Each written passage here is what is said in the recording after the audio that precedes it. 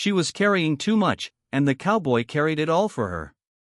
She stood on the dusty road with arms full of firewood, a torn sack of grain slipping from her grasp. The sun was sinking, and exhaustion showed in every step she took. The cowboy noticed her from his horse.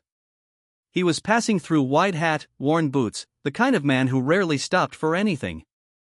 But when he saw her struggle, he slowed his horse and watched quietly. The sack fell. She froze, embarrassed, breathing hard, already bracing herself for laughter or judgment. Instead, the cowboy dismounted. "Looks like you're carrying the weight of the world," he said gently.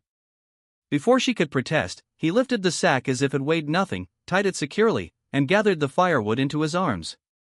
He even took her empty basket and hung it on the saddle. "I can manage," she insisted softly. "I know," he replied. "But tonight, you don't have to." They walked together toward her small cabin.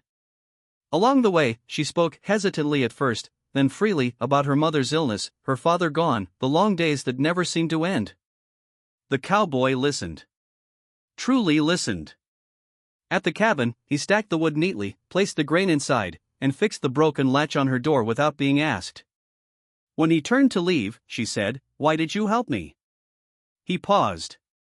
"Because someone once carried me when I couldn't," he answered.